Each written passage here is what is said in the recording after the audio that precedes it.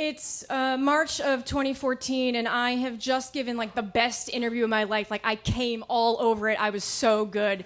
And an hour later, I get a phone call, and they confirm that I've just given the best interview ever because they're offering me the job, and I say yes. They're canceling all of their interviews. I'm moving to New York City. I'm so excited. My dream's coming true. 6 months later, and things aren't going so well. The person who hired me, who's also my supervisor, is raging to me in emails about my incompetencies, but then equally ignoring me in person into the few emails, meetings that he invites me to. And I'm starting to worry, I'm starting to feel unsure, I'm a little nervous, I need my job, New York City's expensive, and I decide that I'm going to talk to him about this because that's what you do. And I have 3 meetings, talks, with this person over the course of 3 weeks, and each one of them ends with me sobbing in his office because he starts to tell me that I'm incompetent and I'm subpar and I'm unskilled, and he's flummoxed at how awful I am. I'm an embarrassment. He doesn't know why I'm not living up to my potential, and he's been writing for 20 years, and he's not in the business of teaching me writing, and he's done everything he can for me, so goodbye. And I feel really, really bad because I had given like the best interview ever and I knew that I was good, but here's this person who was supposed to be my mentor telling me that I'm awful, so I start to think that maybe he's right, maybe I am awful, and the aggression and the meanness and the abuse continues, and now I'm in therapy again on Wednesdays, and I'm taking antidepressants because I still show up to work every morning because that's what a good employee does, and that's what a person who cares about their work does. So I go every morning after crying my eyes out in the gym locker room, and I'm not sleeping, and I'm getting nosebleeds, and I decide that the thing you're supposed to do is you go to HR, because that's the next step in life. You go to human resources. They're there to protect you. I tell them everything with the documentation, and they say, okay, thank you. We'll talk to John about this.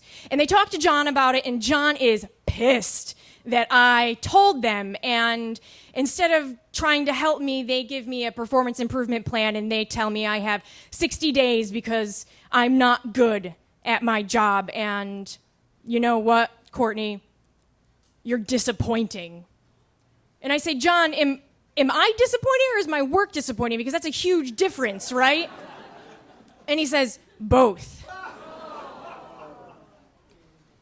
I get out of that meeting and I walk past a woman, Sandy Lowe, and I see her and she says, hey, how are you doing? I said, I'm gonna go for a run even though it's a wet and cold November day just like this. And she says, it's really awful out there. And I said, I'd rather take what's out there than what's in here. And I go, and when I come back, she follows me into my office and she closes the door behind her and she says, what did he do to you?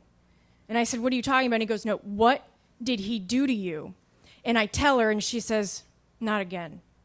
And it turns out that Sandy has been telling for the past 4 years management that John shouldn't be allowed near people because he's not a person himself and he shouldn't have employees, and I'm not the first person this happened to, but I'm the 4th woman this has happened to, but they keep giving him people.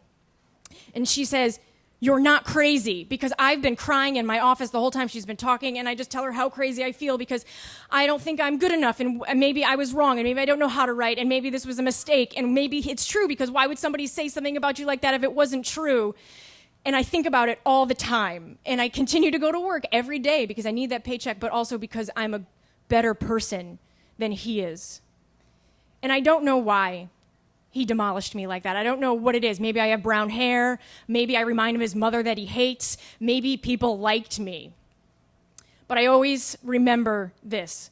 In a meeting with John, I said to him, you know, John, it feels like I'm in a car and I'm driving down the street and I don't know if I should turn left or turn right, but if you help me, I can make that turn. And John said, Courtney, you don't even have the keys yet. You're not in the car.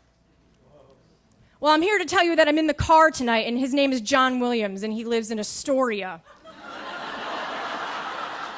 And I wanted so much to get that retribution. I wanted so much to be the person to get to him, but he got to me first because a year to the day that I started, they fired me because he didn't like me. But that's okay, because I'm in the car, and I'm driving over his body right now. Thank you.